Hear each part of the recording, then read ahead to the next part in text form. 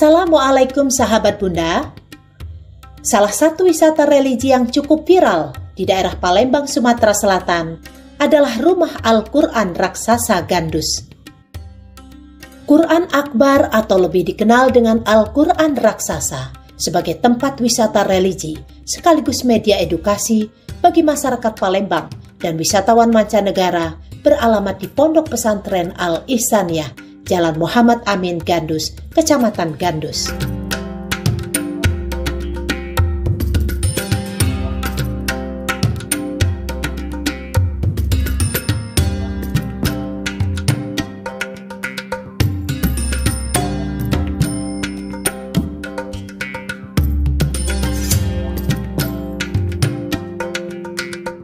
Sahabat Bunda, Museum Al-Quran Akbar adalah Al-Quran raksasa yang berbentuk lembaran kayu yang dipasang seperti jendela dengan bangunan bertingkat 5. 30 juz Al-Quran diukir cantik pada kayu tembesu yang berukuran 1,77 x 1,4 meter dengan tebal 2,5 cm dan menghabiskan 40 meter kubik kayu tembesu dengan biaya kurang lebih 2 miliar rupiah.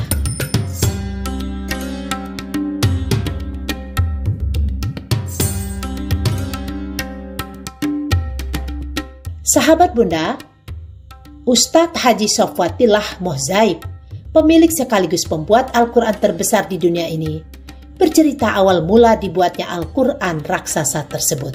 Assalamualaikum warahmatullahi wabarakatuh. Waalaikumsalam. Sahabat Bunda, sekarang Bunda sedang bersama dengan Bapak Haji Sofwatillah Mohzaib, pemilik dari Rumah Al-Quran yang luar biasa ini.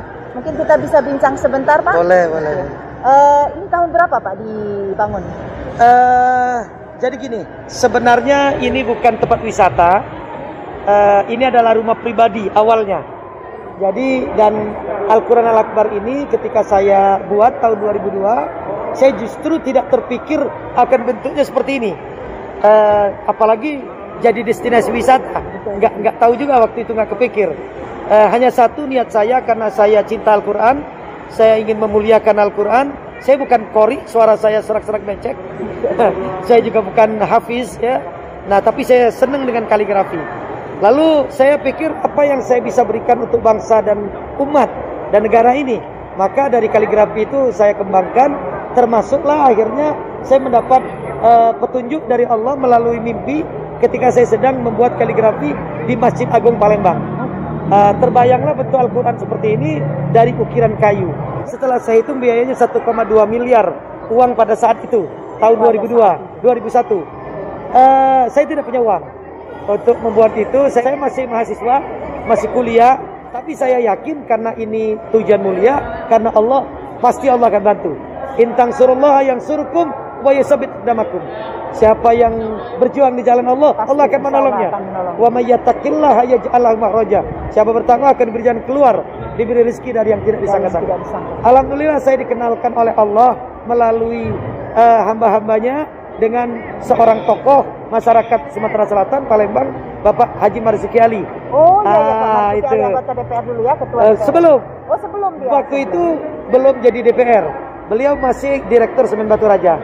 Lalu dibantu juga oleh istri beliau, Ibu Haji Asmawati, dan akhirnya beliau meminta Pak Bakti Setiawan untuk jadi Direktur Utama Semen Batu Raja untuk jadi Ketua Umum tim pencari dana. Akhirnya dibentuklah panitia dengan SK Gubernur Sumatera Selatan Pak Haji Rosan Arsad waktu itu. Maka dicarilah dana. Berapa tahun ini akhirnya prosesnya? 8 tahun. 8 tahun. Ketika tahun 2009 dengan izin Allah saya terpilih menjadi DPR RI di Senayan bersama Pak Marzuki.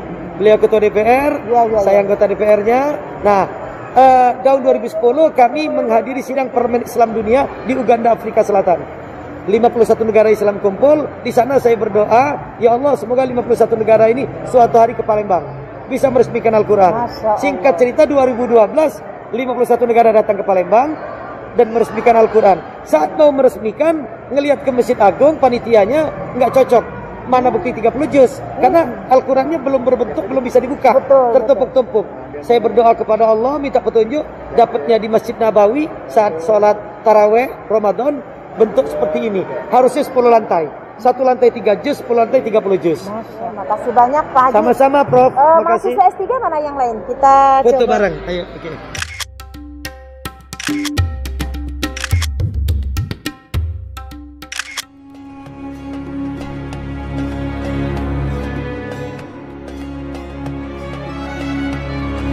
Sahabat Bunda, Al-Quran yang terdiri dari 630 halaman ini dilengkapi dengan tajwid serta doa khataman bagi pemula. Setiap lembar terpahat ayat suci Al-Quran pada warna dasar kayu coklat dengan huruf Arab timbul warna kuning. Di bagian tepi ornamen diberi ukiran motif kembang khas Palembang yang sangat indah dipandang dan enak dibaca. Proses pembuatannya sendiri memakan waktu yang relatif lama, sekitar 7 tahun.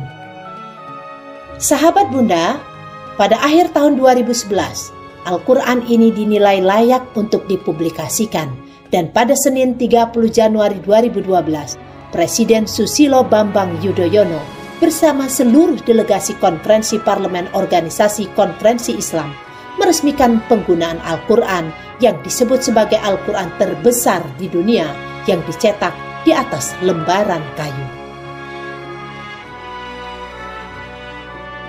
Sahabat Bunda, selain menjadi tempat wisata religi, rumah Al-Quran raksasa ini juga dijadikan masyarakat sekitar untuk mengadakan kegiatan lain seperti tadarus, ceramah, sholat tarawih dan buka bersama di saat Ramadan. Bahkan UMKM berkembang cukup baik di sini. Pengunjung yang datang ke Al-Quran raksasa ini pun dikenai tiket masuk dengan harga yang cukup murah. Untuk anak-anak dikenai Rp15.000 dan orang dewasa Rp20.000.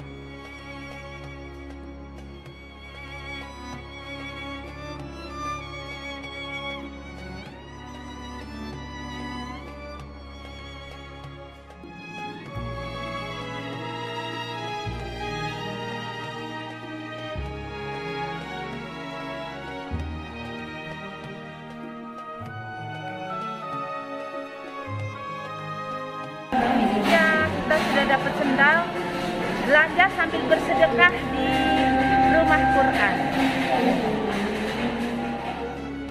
Sahabat Bunda, Rasulullah SAW bersabda dari Abu Umamah Al-Bahili, "Iqra'ul Quran, fa innahu ya'ti yaumal qiyamah syafi'an li ashabihi."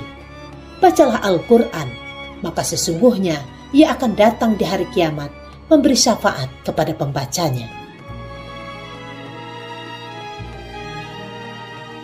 Sahabat Bunda, Al-Quran turun kepada manusia yang paling mulia. Diturunkan melalui malaikat yang paling mulia, di bulan yang paling mulia, di malam yang paling mulia.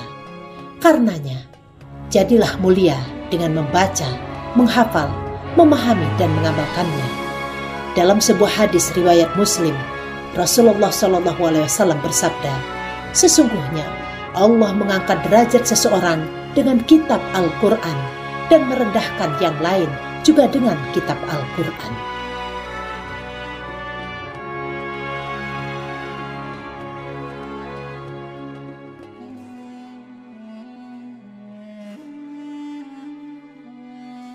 Sahabat Bunda, ada satu hadis Nabi yang dikemukakan oleh Imam Ibnu Majah dalam karyanya Sunan Ibnu Majah, bahwa orang yang membaca Al-Quran dan menghafalkannya, maka ia akan mendapatkan garansi syafaat beserta 10 keluarganya, meskipun 10 keluarga tersebut telah divonis masuk neraka.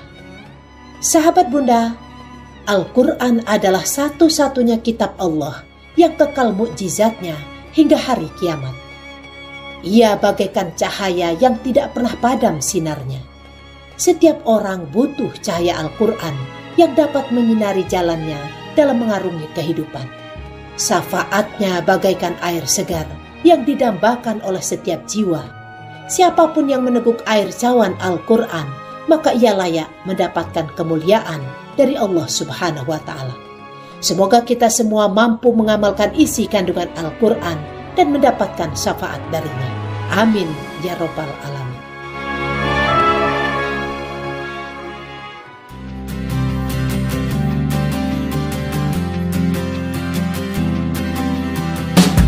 menyusuri musi mencari bunga. Bunga didapat harum baunya. Al-Quran jangan sekedar dibaca, amalkan apa yang menjadi perintahnya. Dukung terus channel Bunda dengan cara subscribe, like, komen, dan share. Wassalamualaikum warahmatullahi wabarakatuh.